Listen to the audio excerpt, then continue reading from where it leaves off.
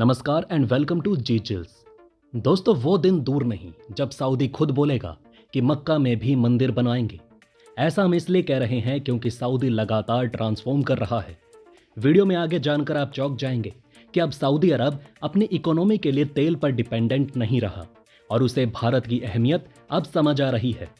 जैसे भारत के लोगों ने यूएई की काया पलट कर दी, अब उसकी इकोनॉमी तेल से हटकर अलग अलग सेक्टर में डाइवर्सिफाई हो चुकी है, जिसके बाद वहां भव्य हिंदू मंदिर बनकर तैयार हो गया। ठीक वैसा ही नज़ारा सऊदी में भी देखने को मिल सकता है। इसके बारे में हम आगे चर्चा करेंगे।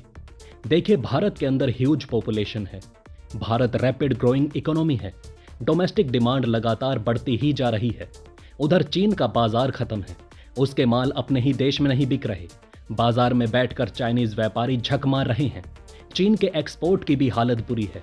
आने वाले दिनों में भारत ही सबसे ज्यादा तेल और पेट्रोकेमिकल कंज्यूम करने वाला देश बन जाएगा। जैसे जैसे भारत की इकोनॉमी एक्सपेंड करेगी, वैसे वैसे एनर्जी की नीड लगातार बढ़ती जाएगी। इसके बाद भारत सऊदी ऑयल का सबसे बड़ा कस्टमर बन सकता है। लेकिन अगर सऊदी ने मक्का में शिव मंदिर नहीं बनवाया, तो फिर भारत वेनेजुएला, यूएई, रूस या इराक जैसे देशों से भारी मात्रा में तेल खरीदने लग जाएगा। वहीं अगर बीजेपी की सरकार लंबे समय तक रह गई, तो फिर मक्का में मंदिर बनने से कोई नहीं रोक सकता। इन्वेस्टमेंट के मामले में आज भी हमारा भारत दुनिया के टॉप देशों में शामिल है, जबकि चीन के शेयर बाजार की कमर टूट चुकी है। सऊदी अरब हमारे इंडिया की टेक्नोलॉजी, इंडस्ट्री, इंफ्रास्ट्रक्चर सेक्टर में पैसे लगाकर अपनी इकोनॉमी को डाइवर्सिफाई कर सकता है। भारत से ज्यादा रिटर्न उसे दूसरे किसी और देश से मिलना मुश्किल है। मैरीटाइम सिक्योरिटी में भारतीय जाबाज लगातार एक से बढ़कर एक करतब दिखा रहे हैं। भारत और सऊदी के बीच डिफेंस टाइज भी हुए हैं। भविष्य में भारत ही सऊदी की रक्षा के लिए बड़ा प्लेयर बन सकता है। ईरान को बैलेंस करने के लिए पाकिस्तान काम नहीं आने वाला, वहां भी भारत बड़ी भूमिका निभा सकता है। सऊदी अरब में बड़ी संख्या में भारतीय प्रवासी रहते हैं, जो उसकी इकोनॉमी में जमकर कंट्रीब्यूट कर रहे हैं। इसके अलावा भारतीय मुस्लिम बड़ी संख्या में मक्का मदीना हज करने के लिए जाते हैं, जिससे सऊदी को अर्निंग भी होती है और उसके कल्चरल और हेरिटेज को पॉपुलैरिटी भी मिल रही है। सऊदी अरब में ताबड़तोड़ जो डेवलपमेंट कार्यक्रम चल रहे हैं, इससे भारत के इंफ्रास्ट्रक्चर कंपनियों को भी बड़े बड़े ऑर्डर मिल रहे हैं। भारतीय कंपनी लार्सन एंड टर्बो का नाम आप सभी ने सुना होगा, जो एक इंजीनियरिंग मेजर है। इस कंपनी को दुनिया भर से विदेशी ऑर्डर आते हैं, जिसमें सऊदी अरब का हिस्सा तकरीबन 80 से 90% है। आपको बता दें कि इस भारतीय कंपनी को सऊदी अरब से हाल ही में तकरीबन $16 बिलियन के ऑर्डर मिले हैं। भारत के इंफ्रास्ट्रक्चर कंपनियों ने कई सारे state of the art project तैयार किए हैं, जैसे कि द्वारका एक्सप्रेसवे, बांद्रा वर्ली सी लिंक, दिल्ली मेट्रो। इन सभी बड़े प्रोजेक्ट्स ने पूरी दुनिया का ध्यान अपनी तरफ खींचा है और इस तरह से भारतीय कंपनियों को ग्लोबल टेंडर मिल रहे हैं। यह भी बताया जा रहा है कि सऊदी अरब के अपकमिंग नियोम सिटी प्रोजेक्ट में $1 ट्रिलियन से भी ज्यादा खर्च होंगे, जिसका काफी बड़ा हिस्सा और ठेका भारतीय कंपनियों को भी मिलेगा। 2023 में भारत और सऊदी के बीच बायलैटरल ट्रेड तकरीबन $43 बिलियन के आसपास था, जो आने वाले समय में बहुत जल्द $100 बिलियन को पार कर जाएगा। सऊदी को एक टूरिस्ट फ्रेंडली किंगडम बनाने के लिए पूरी ताकत झोंकी जा रही है और इन सभी डेवलपमेंटल प्रोसेस की ज्यादातर फंडिंग सऊदी अरब की तेल कंपनी सऊदी अरामको से की जाती है। सऊदी प्रिंस का पूरा फोकस है ताकि देश की इकोनॉमी को ऑयल से हटाकर सर्विस बेस्ड इकोनॉमी बनाया जाए और साथ ही गवर्नमेंट को मॉडर्नाइज किया जाए। हाल ही में सऊदी के ministry of economy and planning ने एक महत्वपूर्ण जानकारी देते हुए कहा कि साल 2023 में सऊदी अरब की टोटल जीडीपी में 50% से ज्यादा नॉन ऑयल इकोनॉमिक एक्टिविटी ने कंट्रीब्यूट किया है। ये परसेंटेज अब तक का सबसे हाईएस्ट है।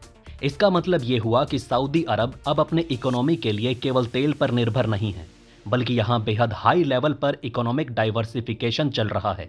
सऊदी अरब ने अच्छे से देखा कि कैसे यूएई के ग्लोबल सिटी दुबई ने उसकी काया पलट करके रख दी। यूएई के पास इस वक्त तेल के अलावा और भी कमाई के कई स्रोत मौजूद हैं, लेकिन सऊदी अरब अभी तक इस मामले में पीछे था। लेकिन अब सऊदी अरब खुलकर सामने आ रहा है। प्रिंस सलमान अपने देश को मॉडर्नाइज करने के लिए पानी की तरह पैसे बहा रहे हैं। विजन 2030 के अंतर्गत उन्होंने सऊदी अरब को पूरी तरह से मॉडर्नाइज करने का संकल्प लिया है। फुटबॉल वर्ल्ड कप में भी सऊदी अरब बढ़ चढ़कर हिस्सा ले रहा है और ये माना जाता रहा है कि 2034 का फीफा वर्ल्ड कप सऊदी अरब में ही खेला जाएगा। इसके लिए सऊदी अरब ने बिडिंग भी शुरू कर दी है। इसके अलावा सऊदी अरब ने इनोवेशन, एंटरप्रेन्योरशिप और कल्चरल डेवलपमेंट के लिए वेरियस इनिशिएटिव शुरू किए हैं। पिछले कुछ सालों में सऊदी किंगडम ने अपनी इकोनॉमी को डाइवर्सिफाई करने के लिए और टूरिज्म को एनकरेज करने के लिए कई सारे प्रोग्रेसिव स्टेप्स उठाए हैं। इंटरनेशनल विजिटर्स को वेलकम करने के लिए टूरिज्म इंफ्रास्ट्रक्चर और कई सारे अट्रैक्शंस को डेवलप किया जा रहा है। सऊदी में इस वक्त दुनिया के बिगेस्ट कंस्ट्रक्शन साइट्स मौजूद हैं, जहां कई सारे गीगा प्रोजेक्ट्स प्रोग्रेस में हैं।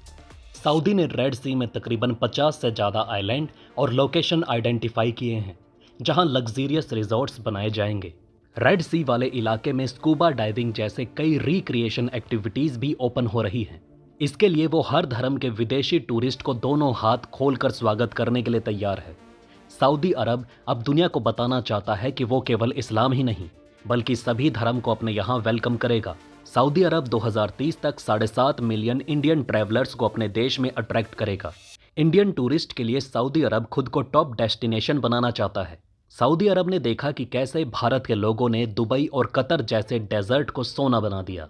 इस मामले में सऊदी जरा पीछे रह गया है, लेकिन उसने भी तेजी से दौड़ लगा दी है। इसी कारण प्रिंस सलमान के विजन 2030 में टूरिज्म सबसे ऊपर है, जिसमें भारतीय लोग बड़ी भूमिका निभा सकते हैं। आजकल आपके मोबाइल पर सऊदी टूरिज्म से रिलेटेड एडवर्टाइजमेंट भी देखने को मिल रहे होंगे। ये सभी चेंजेस इस बात की गवाही दे रहे हैं कि मक्का में तो शिव मंदिर बनकर ही रहेगा।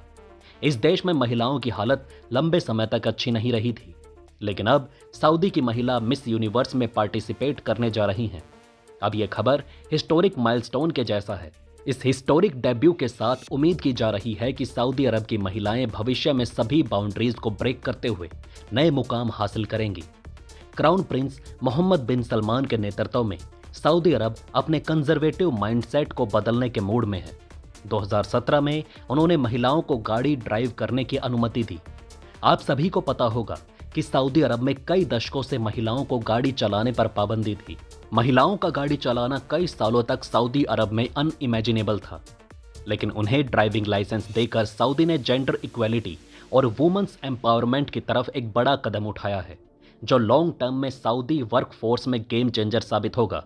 इसके साथ ही अब वहां की महिलाएं मिक्स्ड जेंडर इवेंट्स को अटेंड कर पा रही हैं। सऊदी की महिलाएं अब बिना किसी मेल गार्जियनशिप के पासपोर्ट के लिए अप्लाई कर सकती हैं।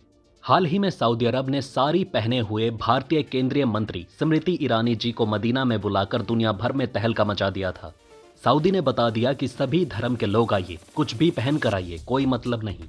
यह दर्शाता है कि सऊदी अरब कैसे एक बड़े बदलाव की ओर अग्रसर है और लगातार नए मॉडर्नाइजेशन एफर्ट्स हो रहे हैं। इसके अलावा आपको बता दें कि सऊदी अरब अपने स्ट्रिंजेंट एल्कोहल प्रोहिबिशन के लिए जाना जाता है। यहाँ आज भी एल्कोहल बैन है, लेकिन इसने अब नॉन मुस्लिम डिप्लोमेट्स को अल्कोहल परचेज करने की भी अनुमति दे दी है। पिछले कुछ समय में यह भी देखा गया कि सऊदी अरब ने सेवरल इंटरनेशनल सिंगर्स को होस्ट किया, जैसे कि BTS, पोस्ट मेलोन और मैरिया कैरी। हालांकि सऊदी अरब में लगातार ह्यूमन राइट वायलेशन और वुमेन इन इक्वेलिटी के कारण इन सेलिब्रिटीज को क्रिटिसिज्म का सामना करना पड़ा है। पूरे देश में जगह जगह सिनेमा हॉल खोले जा रहे हैं और इलेक्ट्रॉनिक डांस म्यूजिक शो भी कंडक्ट किए जा रहे हैं। सऊदी अरेबिया पूरे अरेबियन पेनिसुला का लार्जेस्ट कंट्री है और ये देश हिस्टोरिकली अपने स्ट्रिक्ट सोशल और रिलीजियस कंट्रोल के कारण चर्चा में रहता है। यहाँ कंप्लीट ट्रांसफॉर्मेशन करने में तो अभी टाइम लगेगा, क्योंकि माइंडसेट को बदलना इतना आसान होता नहीं है, इसमें समय लगता है। लेकिन जिस तरह से एक के बाद एक टाइट रेस्ट्रिक्शन हटाए जा रहे हैं वो रिमार्केबल हैं। इतिहास में पहली बार सऊदी अरब में कोई महिला मिस यूनिवर्स में कॉन्टेस्ट करने जा रही है। इस साल के आखिर में मैक्सिको में होने वाले मिस यूनिवर्स कॉन्टेस्ट में सऊदी अरब पहली बार हिस्सा लेगा। कंटेस्टेंट का नाम रूमी अलकातानी है। इनकी उम्र 27 वर्ष है और उन्होंने खुद बिना किसी डर भय के सोशल मीडिया पर यह खबर दी। इंस्टाग्राम पर इनके 1 मिलियन से ज़्यादा फॉलोअर्स हैं। इससे पहले भी ये कई सारे इंटरनेशनल पेजेंट्स में हिस्सा ले चुकी हैं। रूमी इससे पहले Miss Saudi Arabia, Miss Middle East, Miss Arab world peace और मिस वुमन जैसे ब्यूटी पेजेंट जीत चुकी हैं। सोशल मीडिया पर फोटो शेयर करते हुए उन्होंने लिखा कि I am honoured to participate in the Miss Universe 2024 competition. This is the first participation of Saudi Arabia in the Miss Universe competition. इसके साथ ही उन्होंने अपने लेटेस्ट फोटोग्राफ भी शेयर किए। उनके करीब सऊदी अरब का नेशनल फ्लैग भी नजर आ रहा था। मुझे लगता है कि उनके स्टेटमेंट की तारीफ करनी चाहिए और इससे नॉर्थ कोरिया के साथ साथ बाकी मुस्लिम देशों को भी सीख लेनी चाहिए जो स्टीरियोटाइप्स ब्रेक नहीं कर पा रहे हैं। धन्यवाद।